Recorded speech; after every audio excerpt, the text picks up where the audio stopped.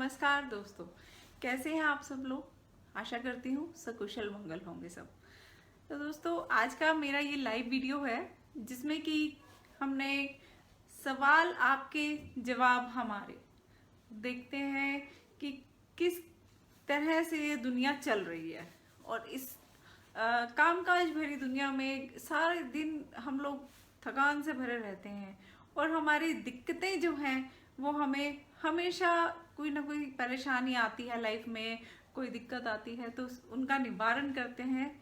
और आप सब लोगों का मैं फिर से एक बार स्वागत करती हूँ, मेरे साथ जुड़िए और आज आपके सवाल मेरे साथ रखिए आप लोग। और सवाल जो भी रहेंगे वो लाइव रहेंगे दोस्तों। लाइव में आप लोग मुझे व्हाट्सएप करें और मेरे व्हाट्सएप नंबर पर अपना प्रॉब्लम लिखें, फोटो भेजें और मुझे कॉल करें। ये लाइव वीडियो है और इसमें आप कॉल कर सकते हैं अपने प्रॉब्लम्स के साथ, जिनका आंसर मैं आपको अभी करूंगी। कई लोगों की शिकायत रहती है कि मेरे साथ मेरे सवाल का जवाब नहीं मिला और मैं आंसर नहीं हो पाया।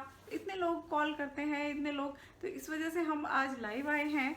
तो देखते हैं किन किन लोगों का हमारे पास आज क्वेश्चन आता है। इसमें हमारे पास अभी लाइव फोन है 07696101000। इस नंबर पर आपको कॉल करना है दोस्तों और अपने जो भी प्रॉब्लम्स है लाइफ में उनके बारे में जानकारी लीजिए। देखते हैं किन किन लोगों ने मैसेज किया है। आप अपना प्रॉब्लम लिख सकते हैं। हेलो हनी जी, कैसे हैं? मुकेश जी, कैसे हैं? स्वागत है आपका हमारे इस लाइव वीडियो में। आप हमारे YouTube चैनल प्रिया द मार्गदर्शिका को सब्सक्राइब करें, लाइक करें, शेयर करें अपने दोस्तों के साथ। दोस्तों, ये लाइव वीडियो है, इसमें आप अपनी प्रॉब्लम्स मुझसे शेयर करिए और मैं उनका आंसर करूँगी। जो भी आप लोगों के प्रॉब्लम है तो मुझे व्हाट्सएप करिए। कैसे हैं साजद जी? देखें किन किन लोगों ने मुझे मैसेज किया है।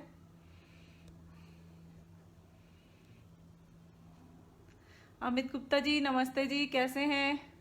कौन से शहर से हैं आप लोग? लिखें। देखें हमारा वीडियो कहाँ कहाँ शहरों में जा रहा है।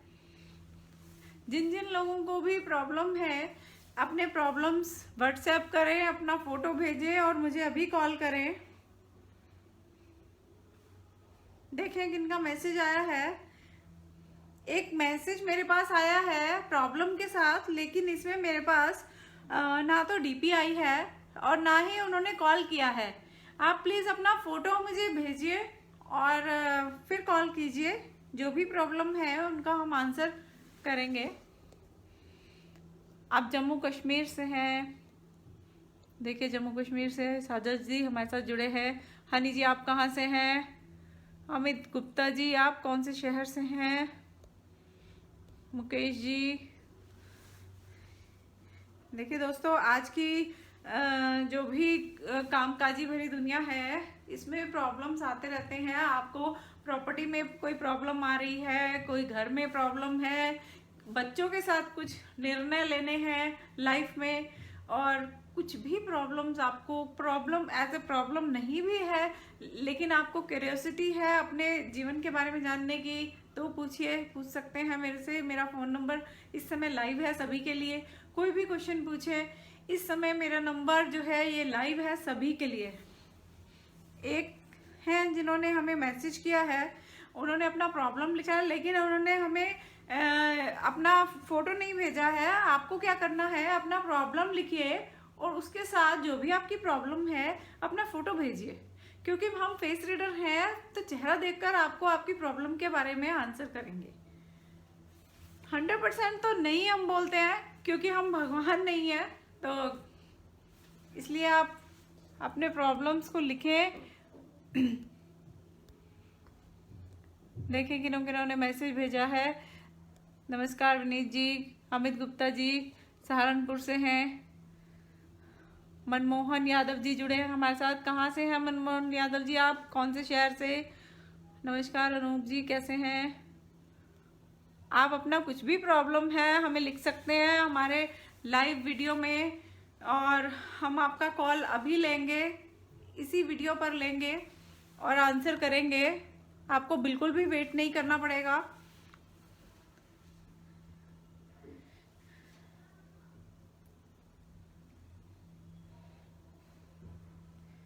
आप प्लीज अपना फोटो भेजिए। जो लोग भी अब मुझे मैसेज कर रहे हैं वो लोग अपना मुझे फोटो भेजें कि ताकि हम उनका आंसर कर पाए।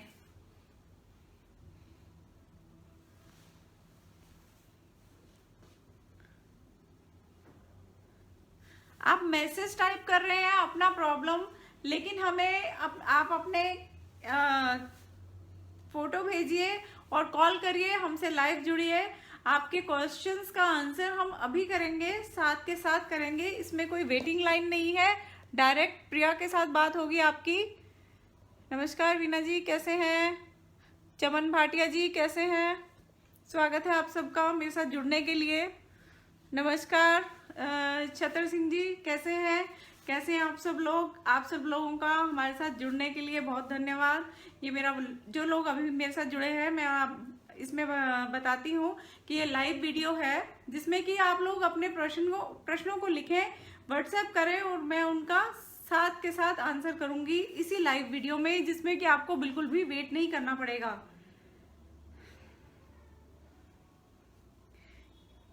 बहुत से लोग मुझे मैसेज कर रहे हैं लेकिन अपना फोटो नहीं भेज पा रहे हैं। अपना फोटो मुझे भेजना पड़ेगा। आप लोगों को फोन करिए, फोटो भेजिए ताकि हम उसका आंसर कर सके, क्योंकि हम वॉइस एंड फेस रीडर हैं और वॉइस एंड फेस रीडर के माध्यम से ही हम उनको बता पाएंगे। आपका फोटो, आपका प्रॉब्लम आपने लिखा है,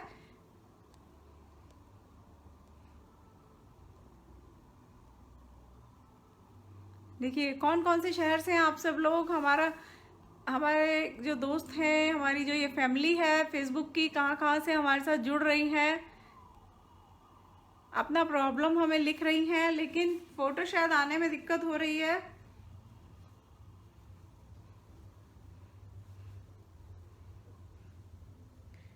आप हमें मैसेंजर में नहीं, हमें फ़ोन नंबर, हमारे फ़ोन नंबर पर लिखें। फ़ोन नंबर है हमारा 07696101000, 7696101000। ये हमारा फ़ोन नंबर है, इस पर आप करें।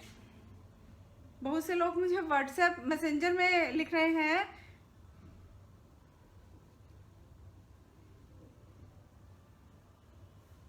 आप डायरेक्ट कॉल भी कर सकते हैं। स्वागत है आप सबका, जो लोग हमारे साथ अभी जुड़े हैं। हमारा आज का ये लाइव वीडियो है, अपने सवाल आपके जवाब हमारे।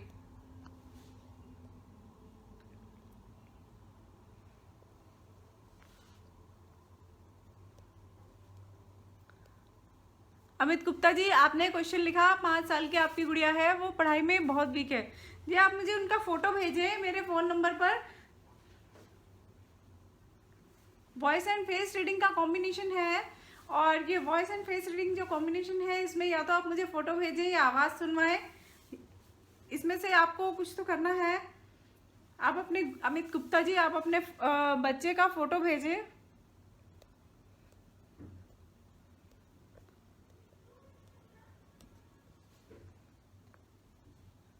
नमस्कार प्रियांशु जी, कैसे हैं? किशन जी, स्वागत है आपका। सलमान जी, आज जो अभी दर्शक हमारे साथ जुड़े हैं उनके लिए हम एक जानकारी दे दें। आज का ये जो हमारा लाइव वीडियो है, इसमें है कि सवाल आपके जवाब हमारे। आप हमें इस नंबर पर कॉल कर सकते हैं, 07696101000, इंडिया का फ़ोन नंबर है। और इसमें आप सब लोग हमारे साथ जुड़ें, अपने सवाल लिखें। जो भी लाइफ में कोई प्रॉब्लम चल रही है, आप लोगों को घर में कुछ प्रॉब्लम है, अपनी प्रॉपर्टी में कुछ प्रॉब्लम आ रही है, घर के किसी भी काम में, किसी भी चीज़ में, लाइफ के हिस्से में कोई भी प्रॉब्लम आ रही है, आप हमें लिखें, हम आपका तुरंत अभी आंसर करेंगे। और जो लोग मुझे मैसेज कर रहे हैं वो फ़ोटो नहीं भेज रहे हैं, आप प्लीज़ फ़ोटो भेजें।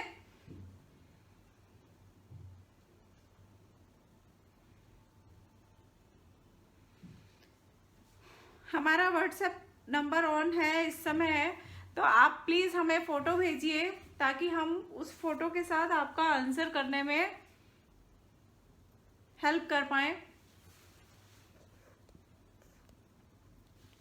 नमस्कार सुशील जी, किशन जी, जिनका भी कोई भी क्वेश्चन है आप मुझे व्हाट्सएप में करें। फोटो जरूर भेजिए प्लीज़, आप मुझे फ़ोटो भेजें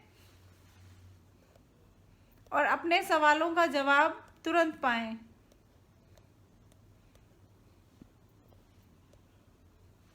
जिन जिन लोगों को भी घर में परेशानी है या फिर कोई आपके नियर एंड डियर होंगे जिनको भी परेशानी है आपकी लाइफ में, वो लोग मुझे मैसेज करें ताकि मैं उनका सवालों का फ़ोटो के साथ मैसेज करिए। आप लोग सब लोग क्या कर रहे हैं, मुझे फ़ोटो के साथ मैसेज नहीं कर रहे हैं, क्योंकि फ़ोटो करिए या फिर फ़ोन करिए। जैसे ही आप मुझे फ़ोन करेंगे हम आपका फ़ोन उसी समय आंसर करेंगे। कोई इसमें आपको वेटिंग लाइन नहीं मिलेगी।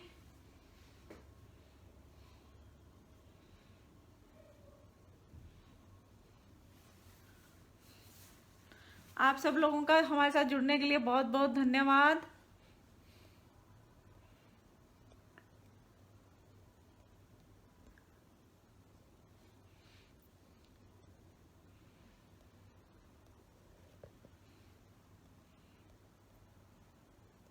आज का ये हमारा जो वीडियो है, जो लोग अभी जुड़ रहे हैं हमारे साथ, सवाल आपके जवाब हमारे, इसमें आपको फ़ोटो भेजना है व्हाट्सएप पर और अपना सवाल भेजना है, जिसमें कि आपको बिल्कुल भी वेटिंग लाइन नहीं मिलेगी।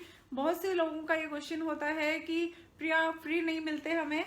देखिए, वीडियो कॉल नहीं करना है, वीडियो कॉल नहीं करना है। देखिए हमारे पास वीडियो कॉल आ रहा है, वीडियो कॉल नहीं चलेगा, इसमें आपको फ़ोटो भेजना पड़ेगा। आप प्लीज़ फ़ोटो भेजें, अपना क्वेश्चन हमसे पूछें और अपना वीडियो कॉल नहीं चलेगा इस समय हमारे व्हाट्सएप में।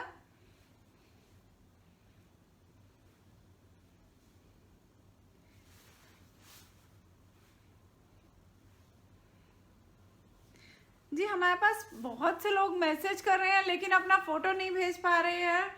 इसमें आप लोग हमें फ़ोटो भेजें अपना, ताकि हम लोग आपके क्वेश्चंस का आंसर कर सकें। सवाल आपके जवाब हमारे वीडियो का हमारा आज का टॉपिक है। अमित जी आप हमें अपने बच्चे का फ़ोटो भेजें।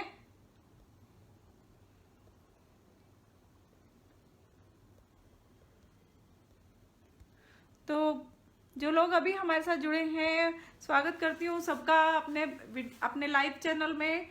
और ये बताती हूँ आज का हमारा टॉपिक है सब लोगों के साथ जुड़ने का, सवाल आपके जवाब हमारे।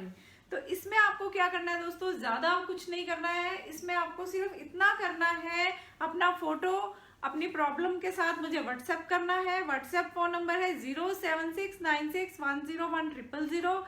और इसमें आपको ये करना है कि आपको मेरे साथ बात भी कर सकते हो इस समय अभी, और इसमें आपको कोई वेटिंग लाइन नहीं मिलेगी।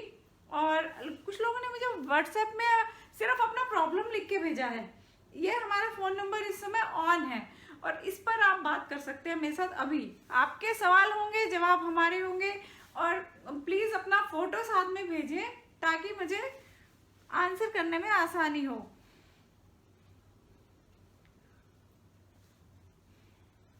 लोग वीडियो कॉल कर रहे हैं, वीडियो कॉल प्लीज़ नहीं करें, क्योंकि ये वीडियो कॉल नहीं चलेगा इस समय।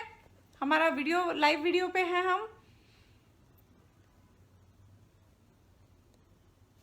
इस समय हम आपका आंसर वॉइस कॉल पर देंगे। जी हमारा फ़ोन नंबर 07696101000 है। वैसे हमारे फेसबुक में भी लगा है, पेज पर भी लगा है ये नंबर। आप सबसे अनुरोध है कि आप हमें हमारे YouTube चैनल को सब्सक्राइब करें, लोगों के साथ शेयर करें, जिसमें हमारे नए नए वीडियोस आते रहते हैं। और आप लोगों का अपना प्रॉब्लम, जो भी कोई प्रॉब्लम है, आप हमें व्हाट्सएप करिए और प्लीज़ फ़ोटो के साथ करिए। आपका फ़ोटो आना ज़रूरी है। जी देखिए, एक फ़ोटो हमारे पास अभी आया है लेकिन इन्होंने प्रॉब्लम नहीं भेजा है। आप प्लीज या तो प्रॉब्लम के साथ अपना फोटो भेजें, क्या प्रॉब्लम है, कौन है। तो अभी लोग कोई तो हमें मैसेज कर रहे हैं अपना प्रॉब्लम, कोई हमें मैसेज कर रहे हैं अपना फोटो। तो हमें आपका फोटो चाहिए आपकी प्रॉब्लम के साथ।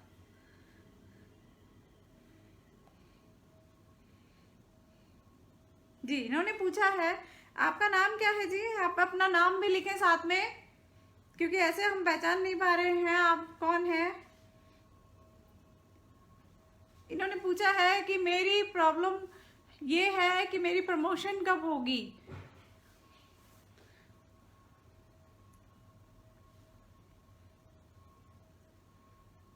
ये टाइप कर रहे हैं अपने लिए कि इनको क्या पूछना है, क्या नाम है इनका, देखते हैं।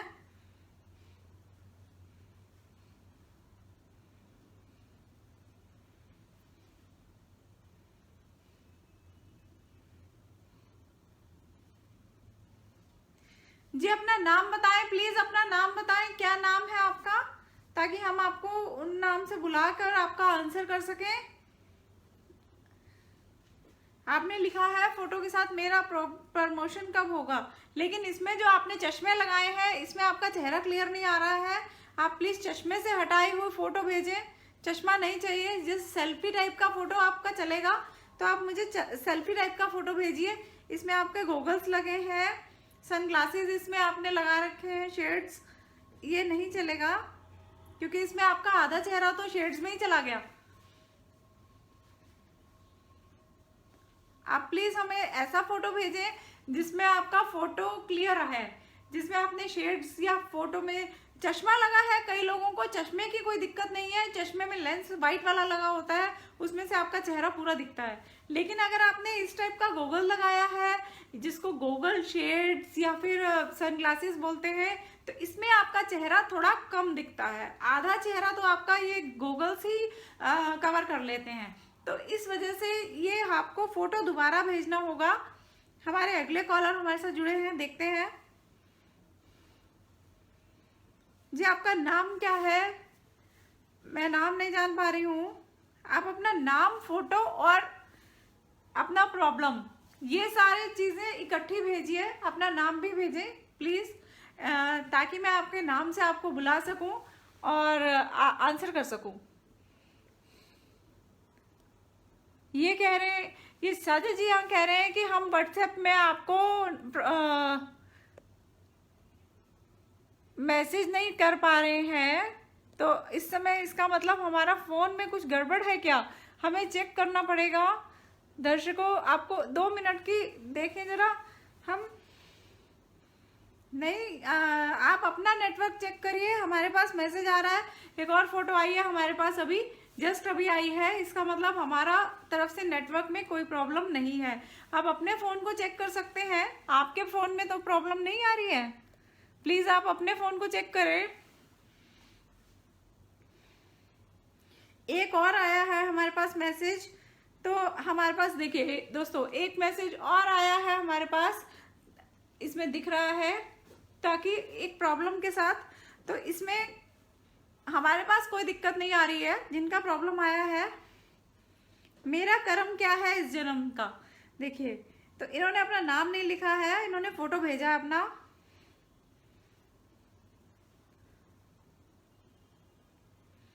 तो आप एक जिन्होंने पूछा हमसे कि हमारी प्रमोशन कब होगी, देखिए आपके फोटो के अनुसार आपका जो प्रमोशन है अगले 14 महीनों में हो जाएगा। अगले 14 महीनों में आपका प्रमोशन हो जाएगा।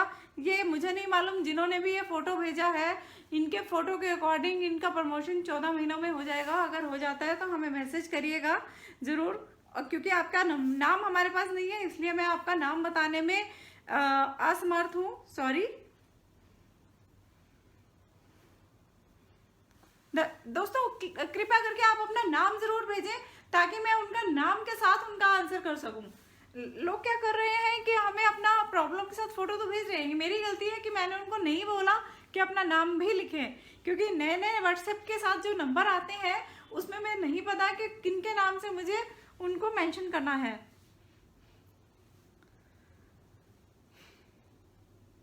तो जिन्होंने भी ये लिखा था कि मेरी प्रमोशन कब होगी, तो उनको हमने बताया है कि आपकी प्रमोशन अगले 14 महीनों में हो जाएगी उनकी फ़ोटो के अकॉर्डिंग। आप लोगों की भी अगर कोई परेशानी है तो आप प्लीज़ हमें लिखें और अपना फ़ोटो और अपना नाम ज़रूर लिखें, अभी के अभी उनका आंसर करेंगे हम जी। हमारा फ़ोन नंबर है 7696101000। इस इंडिया का फ़ोन नंबर है और हम आपको इस नंबर पर साथ के साथ आंसर करेंगे अभी लाइव वीडियो में। और हमारा ये जो इंटरनेट है ये बिल्कुल ठीक चल रहा है, हमें लोग मैसेज कर रहे हैं लेकिन मैसेज नाम के साथ नहीं आ रहे हैं।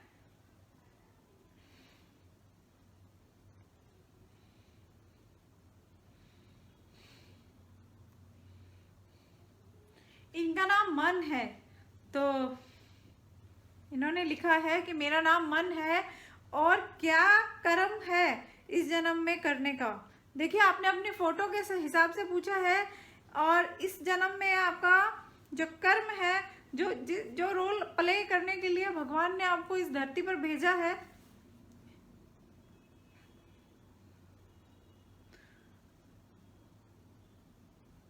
बस परेशानी नहीं है। परेशान आप इस वजह से हैं, आपका फोटो हमने देखा, ये देखिए दोस्तों, एक फोटो आ रहा है हमारे पास और इस फोटो में ये पूछ रहे हैं कि हमारा इस धरती पर आने का मकसद क्या है। देखिए, धरती पर आने का मकसद, इस रंगमंच पर आने के लिए भगवान ने हमारा रोल अदा करने के लिए ही हमें यहाँ भेजा है। हर कोई अपना प्ले कर रहा है रोल। और दूसरी बात ये है कि उदास नहीं होना है। अगर ये सोचने लगे कि हमारा क्या रोल है इस धरती पर, तो इसका मतलब ये बहुत परेशान अपने दिल से है। और कभी कभी ये बहुत, हाँ जी,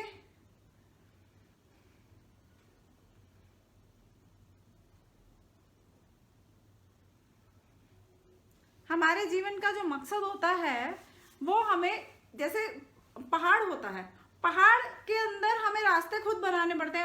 हमें सिर्फ उतना ही रास्ता दिख रहा होता है जितना हम चलते जाते हैं। जितना हम चलते जाते हैं उतना रास्ता हमारा क्लियर होता जाता है।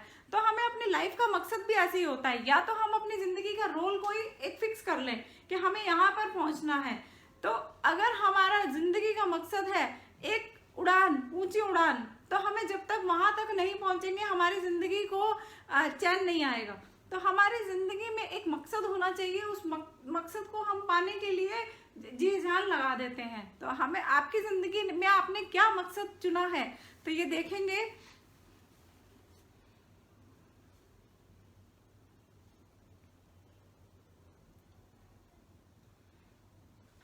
जो भी आपकी लाइफ का गोल है उसमें अचीव होकर, उसमें स्पेशलाइजेशन कर कर, उसका मास्टर बनकर इस दुनिया को इतना कुछ देकर जाना है आपको। ये आपकी लाइफ का गोल है। ये आप करने आए हैं इस लाइफ में। तो मैं आपका नाम तो नहीं जान पा रही हूँ, आपने सिर्फ मैसेज किया है मुझे,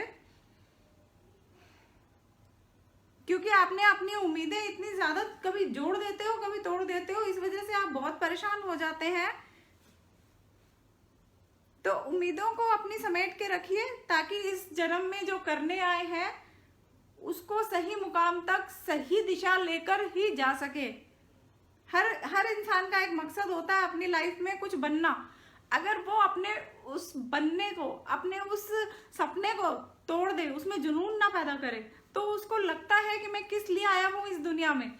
इसलिए दोस्तों, एक मोटिवेटर की जरूरत रहती है लाइफ में कि आपको अपने अचीवमेंट्स को पकड़ के रखना है, अपने मेंटेन करके रखना है अपनी लाइफ को। कि हमने अगर जीवन की ऊंचाई में कोई स्पेशलाइजेशन करना है, आप स्पेशलाइजेशन पर ध्यान दीजिए। अगर आपको किसी भी चीज को, किसी भी काम को करना है, चाहे वो छोटा है चाहे वो बड़ा है, वो आपकी सोच ने उसे छोटा और बड़ा किया है। अदरवाइज देखिए, माचिस है, माचिस कितनी छोटी होती है, वो गांव के हर जगह बिकती है। और जो लोग सिगरेट पीते हैं उनके पास भी माचिस होती है, जेब में भी होती है। और जो लोग गैस का इस्तेमाल करते हैं, आज भी जिनके पास लाइटर नहीं पहुंच पाया, वो लोग माचिस का इस्तेमाल करते हैं। तो कोई भी काम हमारा को छोटा या बड़ा हमारी सोच बनाती है। हमारे जीवन में अगर हमने सोच लिया कि हमने जो गोल अचीव करने के लिए सोचा है, अगर वो छोटा है, तो फिर हम उसको अपने दिमाग से छोटा कर देते हैं, वरना वो काम बहुत बड़ा होता है। उस चीज को हमें कभी भी छोटा या बड़ा नहीं करना चाहिए। तो हमें कभी भी हताश नहीं होना चाहिए। जैसे जैसे पहाड़ क्रॉस होता जाता है हम अपनी मंजिल पर पहुंच ही जाते हैं, चाहे कुछ भी हो जाए दोस्तों।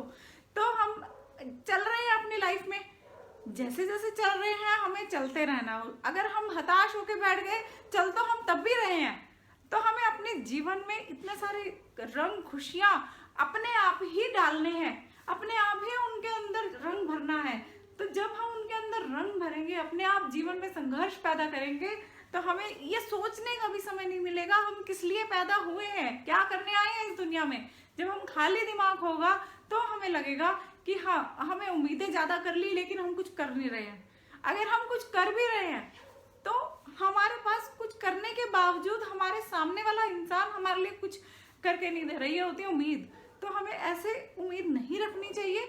उम्मीद को रखना चाहिए सिर्फ इसलिए कि हाँ जो चीज हम कर रहे हैं समय से पहले, किस्मत से ज्यादा कभी किसी को कुछ नहीं मिलता दोस्तों। ये कहावत भी एक फैक्ट है, ये भी बिल्कुल जब बना था तो बिल्कुल सही बना था। ये इसी प्रकार से सही लगता है सुनने में, जैसा सूरज पूर्व दिशा से निकलता है, ये भी बिल्कुल सच्चाई है।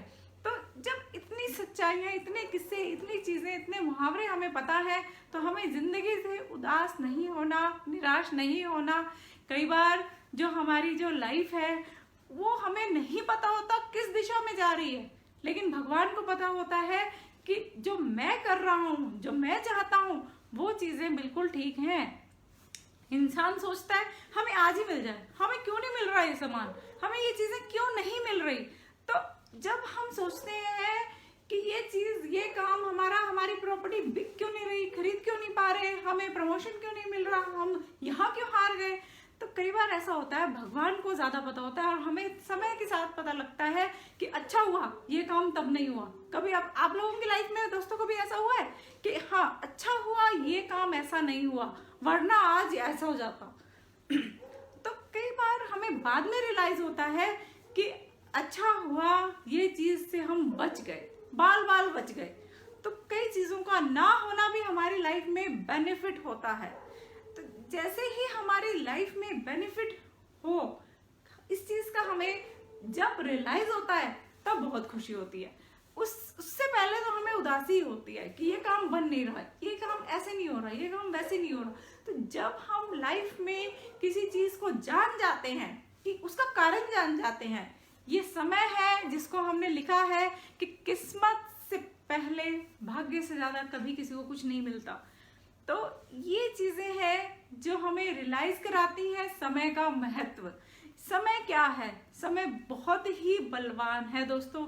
अब समय इतना बड़ा बलवान है कि हमें रियलाइज करवा देता है कि जब कोई चीजें हमारे पास नहीं थी, जब कोई चीजें हमारे पास बिल्कुल नहीं थी, तब हमारे साथ कोई भी नहीं बोलता था और जुड़ता भी नहीं था, कोई पैसे भी उधार नहीं देता था। लेकिन जब चीजें आने लगती हैं तो समय भी ठीक हो जाता है। समय का चक्र ऐसा होता है कि सब चीजें सही हो जाती हैं।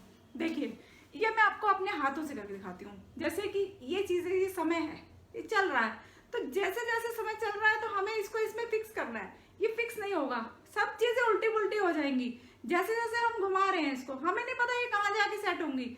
और जैसे ही इसका सही होने का समय आया, जैसे ही ये थोड़ा और घूमा, तो हमारे सारे काम एकदम, ये देखिए सारी उंगलियां एकदम आपस में क्रॉस हो गई।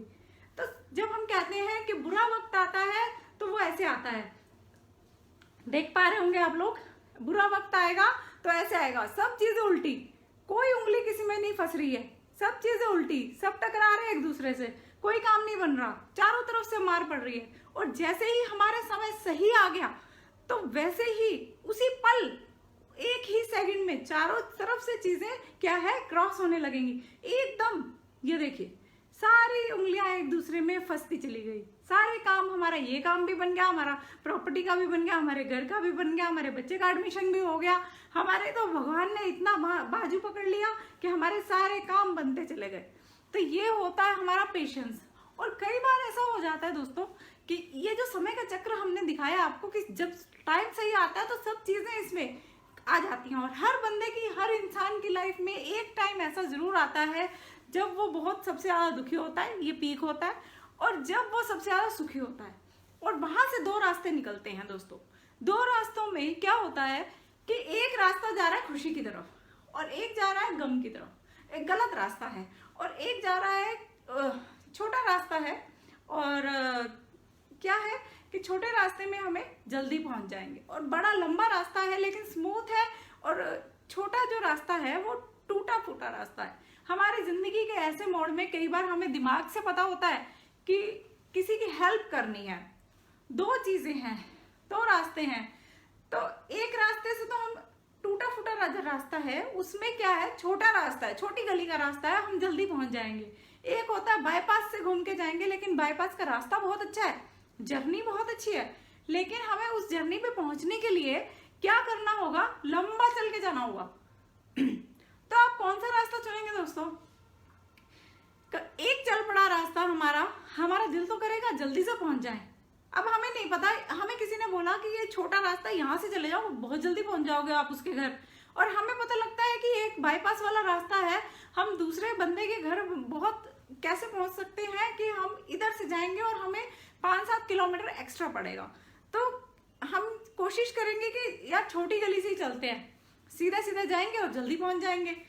अब उसमें इतने खड्डे थे, इतनी परेशानियां थी, इतनी लाइफ में दिक्कतें थी कि वो जैसे ही अपने काम की तरफ बढ़े तो खड्डों में जाते चले गए, क्योंकि जो हमें अट्रैक्ट कर रहा था, जो हमारी अट्रैक्शन थी, पैसा गलत दिशा से हम कमाना चाह रहे थे, तो वो है एक खड्डों वाली गली। और जो लॉन्ग जर्नी है, जो हम सही दिशा से पैसा कमाना चाह रहे थे, वो है हम स्मूथली जा रहे हैं, हमें कोई डर नहीं है, हम अपने जीवन का आनंद लेते हुए जा रहे हैं और हम अपने मंजिल पर जल्दी पहुंच गए हैं। तो दोस्तों ये चीजें होती हैं जो हमें अपनी लाइफ में अचीवमेंट्स की तरफ लेके जाती हैं, लेकिन रास्ते का अगर सही दिशा से ज्ञान हो जाए कि हमारे लाइफ में दो रास्ते कब जाते हैं और हमें कौन से रास्ते पर चलना है, ये कहीं ना कहीं हमारे सब माइंड को पता होता है कि अगर इस रास्ते से हमने अपने जीवन को यापन को चलाने के लिए चले तो ये एक छोटा रास्ता है, लेकिन इसमें हमें दिक्कतें आएंगी, इसमें रिस्क ज्यादा है, और जो बड़ा रास्ता है उसमें दिक्कतें कम आएंगी, और ये लंबा है थोड़ा, लेकिन सुकून की नींद आएगी, सब खुशियां भी है, सब कुछ है। थोड़ा सा लंबा रास्ता है, पैसा कम होगा, सब कुछ होगा, लेकिन लाइफ में आने वाले समय में हमें सुकून है, हर पल सुकून का जाएगा हमारा। तो दोस्तों ये खड्डों वाली जिंदगी भी कई लोग पसंद करते हैं, और रिस्क लेना भी बहुत लोग पसंद करते हैं, और स्मूथ लाइफ भी जीना बहुत लोग पसंद करते हैं। ये आपके ऊपर डिपेंड करता है कि आपने कौन सी लाइफ को चुना है। देखिए हमारे पास इतने सारे लोगों का क्वेश्चन आया है।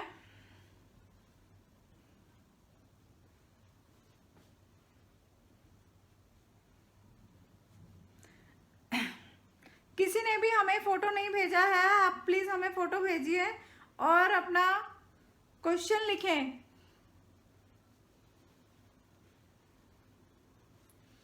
आप अपना क्वेश्चन लिखें हमें।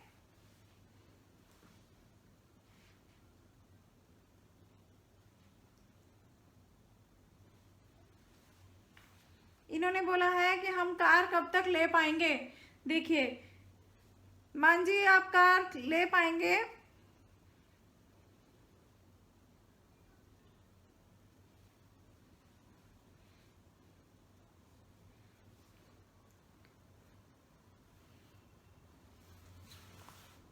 इनका फोटो अभी हमारा डाउनलोड हो रहा है। दोस्तों अगर आप लोगों का भी कोई क्वेश्चन है हमारी लाइफ में, अपनी लाइफ में, तो आप हमें व्हाट्सएप करें हमारे फ़ोन नंबर पर 0769610100 पर अभी कॉल करें और अपने सवालों का जवाब लें।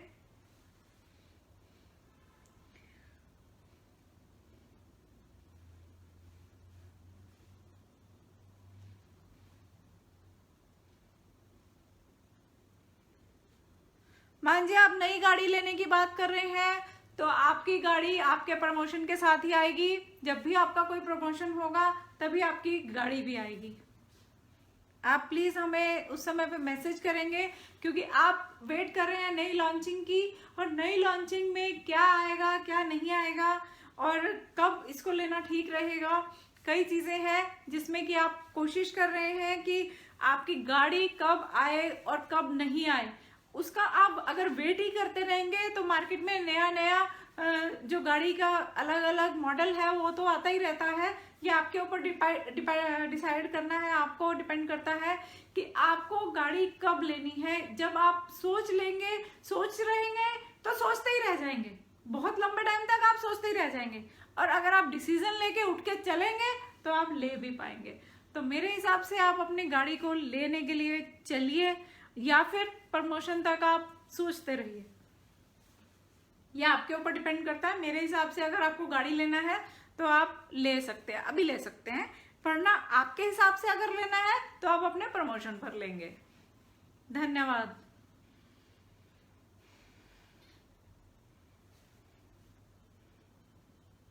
आप हमारे दर्शकों को बताएं आपको कैसा लगा, जिन जिन लोगों ने भी हमसे क्वेश्चन पूछे हैं। दर्शकों, दोस्तों इस समय मेरे फ़ोन पर फोटो नहीं आ रहा है, लेकिन क्वेश्चन बहुत लोगों का आ गया है। अब क्वेश्चन आने में और फोटो नहीं आया है, ना तो उनका फ़ोन आया है। क्वेश्चन देखिए, इतने लोगों का क्वेश्चन आ चुका है। मैं आपको दिखाती हूँ, ये अभी 11 बजे का क्वेश्चन, इनका 11:40 का, देखिए 11:40 समय का क्वेश्चन आए हुए हैं, लेकिन इन्होंने अपना फ़ोटो नहीं भेजा किसी ने। तो फ़ोटो के साथ आप हमें कॉल करें और अपना प्रॉब्लम भेजें, या तो फोटो के साथ अपना प्रॉब्लम भेजें, अपना नाम लिखें।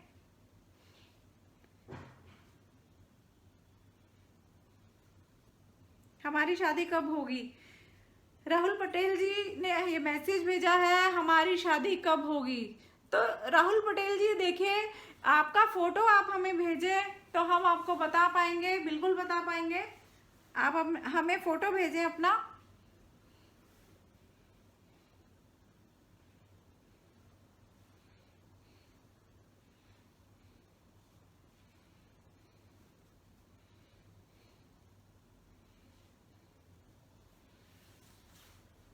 दर्शकों, मुझे लगता है हमारी कोई तकनीकी खराबी है, या फिर लोग हमें फोटो क्यों नहीं भेज पा रहे, मुझे नहीं पता। किसी क्वेश्चंस बहुत लोगों के आए हैं, लेकिन फोटो या फिर फोन नहीं आ पा रहा है। तो हम अपने दर्शकों से आज विदा लेते हैं। कल हमारे साथ फिर से जुड़िएगा, कल हम ऑनलाइन आएंगे और फिर से आपके साथ जुड़ेंगे।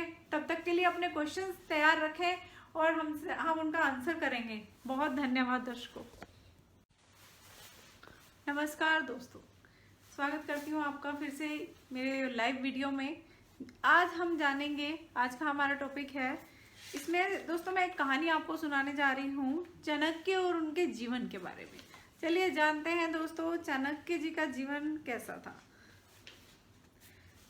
चाणक्य के पिता चनक ब्राह्मण थे, नितांत धर्मनिष्ठ संतोषी जीव, अपनी आवश्यकताओं की पूर्ति के लिए किसी के समक्ष हाथ नहीं पसारते थे। कर्म कांड और पूजा अर्चना के माध्यम से वह अपने परिवार का भरण पोषण करते थे। जनक के मित्र शक्टार मगध राज्य के राजा नंद के महाअमात्य मतलब मंत्री थे। शक्टार अपनी योग्यताओं के बल पर नंद राजा का महाअमात्य बना था। महाअमात्य मतलब मंत्री। अपने मित्र चनक को उसने राज्य में पुरोहिती दिलवा दी थी। एक बार चनक के घर पर साधुओं का आगमन हुआ। उत्सुकतावश चनक ने अपने पुत्र चाणक्य का भविष्य उन साधुओं से पूछा। साधुओं ने बालक के मुख से 2 दांत बाहर निकले हुए देखकर भविष्यवाणी की कि यह बालक चक्रवर्ती सम्राट होगा या चक्रवर्ती सम्राट का गुरु होगा। तो दोस्तों, चनक राज पुरोहित होने के साथ साथ पक्के राष्ट्रभक्त भी थे। मगध नरेश धनानंद विलासी प्रकृति का था। जो मगध नरेश, जो मगध के राजा थे धनानंद जी, वो विलासी प्रकृति के थे। वह सुरा सुंदरी में डूबा रहता था। राज्य का भार महाअमात्य शक्टार और कात्यायन जैसे सुयोग्य मंत्रियों को दिया हुआ था। इनके साथ ही एक मंत्री था राक्षस। ये तीनों मिलकर, अब इसमें कौन कौन है, शक्टार, कात्यायन और जो एक मंत्री है राक्षस, ये तीनों मिलकर राज्य की व्यवस्था को चलाते थे। शूद्र राजा धनानंद अपनी विलासता प्रिय आदतों से मगध राज्य को विनाश की ओर ले जा रहा था। ब्राह्मण चनक समय समय पर अपने मित्र महाअमात्य शक्टार को राज्य की स्थिति चेताते रहते थे। मतलब जो हमारे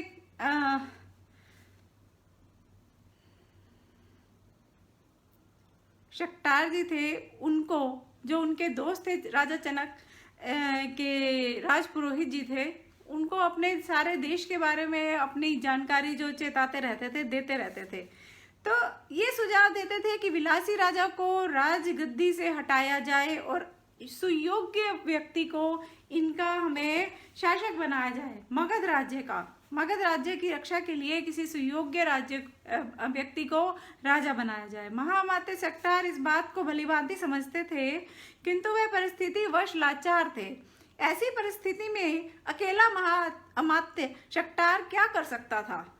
वह दिनों दिन मगध का पतन होते देख रहा था। दूसरी ओर राक्षस की निगाहें महाअमात्य के पद की ओर लगी थी। उन 3 लोग थे, उसमें जो राक्षस था उसकी जो निगाहें थी वो उनकी पदवी पर, मंत्री की पदवी पर लगी हुई थी।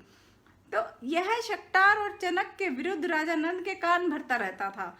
राजा नंद भी अमात्य शक्टार को संदेह की दृष्टि से देखने लगे। चनक भी कूटनीतिज्ञ थे और समय समय पर शक्टार को परामर्श देते रहते थे। एक दिन अमात्य राक्षस ने महाअमात्य शक्टार और राजपुरोहित ब्राह्मण के विरुद्ध महाराजा धनानंद के मन में संदेह का बीज बो ही दिया। देखिए दोस्तों, उन्होंने इतना ज्यादा संदेह कर बैक बाइटिंग कर दिया, इतना ज्यादा पीछे से बोल दिया कि राजा को भी अपने मंत्री पर संदेह होने लगा। परिणाम स्वरूप चनक, शक्टार और शक्टार की पत्नी तथा पुत्री को महाराज के आदेश पर बंदी बना लिया गया और राक्षस को नया मंत्री घोषित कर दिया गया। ब्राह्मण चनक और शक्टार पर राजद्रोह का आरोप लगाया गया। यहाँ से कहानी शुरू होती है।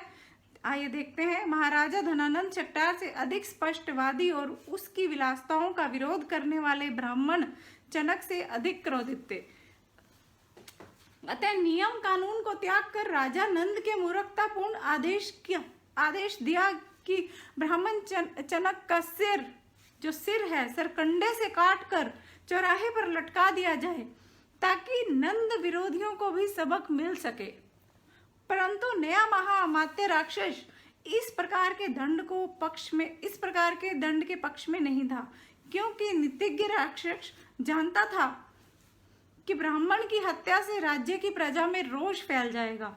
नए महाअमात्य राक्षस ने ब्राह्मण से आग्रह करते हुए सुझाव दिया कि महाराजा धनानंद से क्षमा याचना कर ले।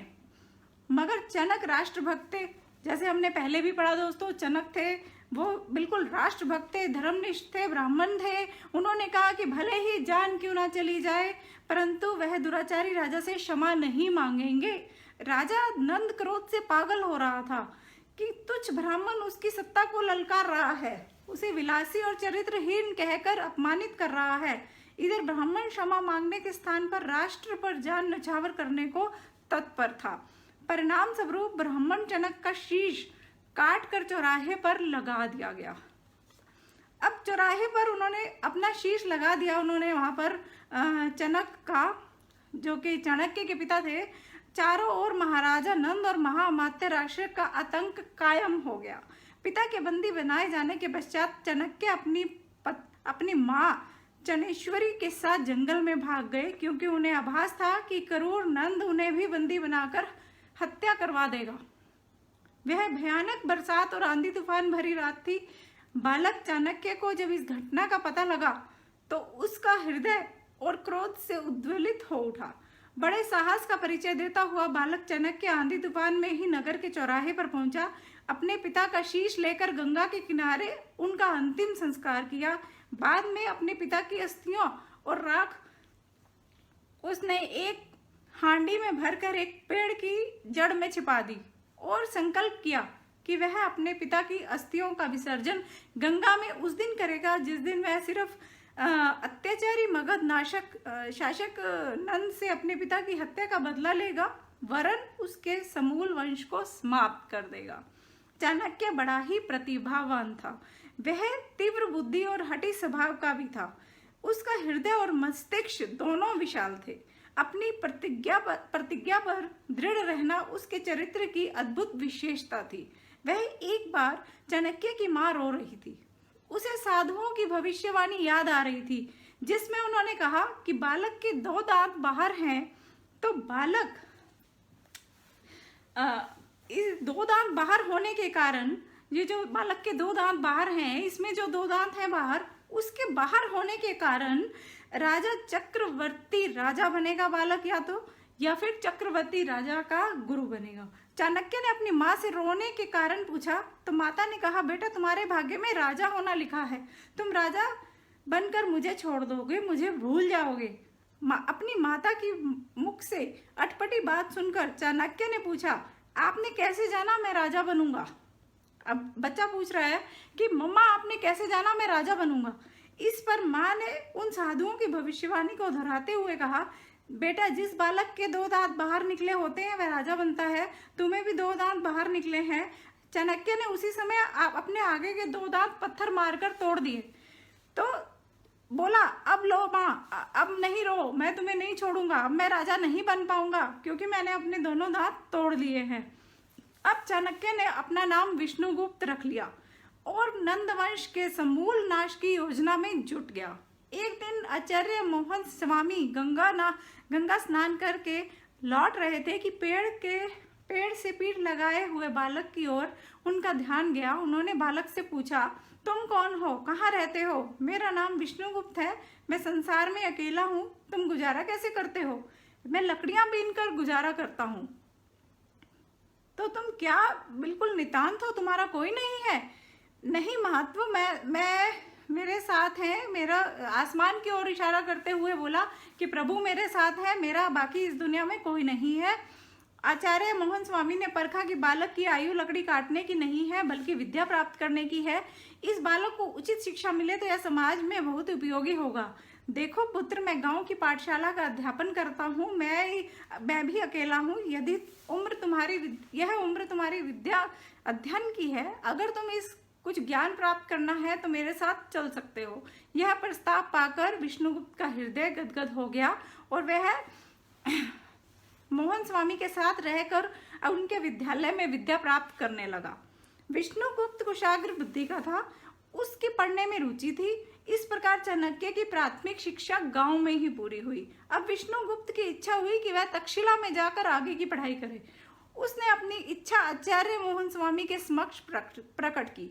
आचार्य मोहन स्वामी भी चाहते थे कि विष्णुगुप्त तक्षशिला में जाकर पढ़े, परंतु यह अत्यंत कठिन था क्योंकि वहां राजा महाराजाओं के पुत्र अध्ययन करते थे तथा वहां प्रवेश पाने के लिए कई देशों के राजकुमार प्रतीक्षा की सूची में रहते थे।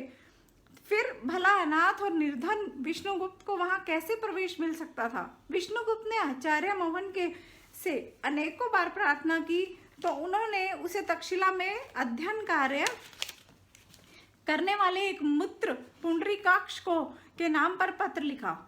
उनके पास प्रवेश अनुशंसा के लिए भेजा। विष्णुगुप्त तक्षशिला में जाकर आचार्य पुंडरीकाक्ष से मिले। पुंडरीकाक्ष ने विष्णुगुप्त को बताया कि उसे उनके विद्यालय में प्रवेश नहीं मिल सकता। विष्णुगुप्त ने उनके चरण पकड़ कर लिए और बहुत अर्चना की कि हमें इस विद्यालय में पढ़ने के लिए रखा जाए। तो उन्होंने कहा कि कुलपति से मिलाने का आश्वासन दिया उन्होंने उनको। कुछ दिनों बाद पुंडरीकाक्ष विष्णुगुप्त के साथ कुलपति के पास गए। कुलपति ने पुंडरीकाक्ष से विष्णुगुप्त की ओर इशारा करते हुए पूछा, ये कौन है?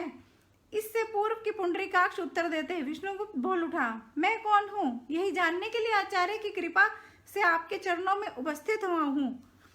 तो कुलपति विष्णुगुप्त के उत्तर से अत्यंत प्रभावित हुए। उन्होंने पुंडरीकाक्ष की ओर देखा, यह बुद्धिमान बालक है, यहाँ आने का प्रयोजन क्या है? पुंडरीकाक्ष ने उत्तर दिया, इनका नाम विष्णुगुप्त है, मेरे एक मित्र के बेटे हैं, विद्यार्थी हैं, व्याकरण और गणित में पांडित्य कर लिया है, अब आगे की विद्या प्राप्त करने के लिए तक्षशिला में प्रवेश चाहते हैं। पुंडरीकाक्ष युवक वास्तव में तेजस्वी और कुशाग्र बुद्धि है, परंतु यदि आप स्वयं जानते हो कि हमारे शिक्षा संस्थान में प्रवेश के लिए भारत के ही नहीं विदेशों से भी कई लोग आए हैं, तो हम इनको कैसे रख सकते हैं? तो अब कुलपति बोले, मैं क्या करूं? पुंडरीकाक्ष के उत्तर देने से पहले ही विष्णुगुप्त बोल पड़े, आचार्य आप वही करें जो एक पिता अपने पुत्र के लिए हित के लिए करता है। मेरा इंसान इस संसार में कोई नहीं है, मैं आपको ही अपना सर्वस्व मानकर आपके पास आया हूँ। मेरी यह भी इच्छा नहीं है कि मैं राजकुमारों के साथ बैठकर शिक्षा प्राप्त करूं, मैं तो गुरुओं के कंठ से निकली हुई वाणी को सुनना चाहता हूं, जो कि मैं द्वार पर बैठकर भी सुन लूंगा। आपकी कृपा से माँ सरस्वती के आशीर्वाद से मेरा जीवन धन्य हो जाएगा। तुम्हारी भावना और सज्जनता ने मेरे हृदय को छू लिया है। कुलपति जी बोले, मैं आज से ही तुम्हें अपने विद्यालय में प्रवेश देता हूँ।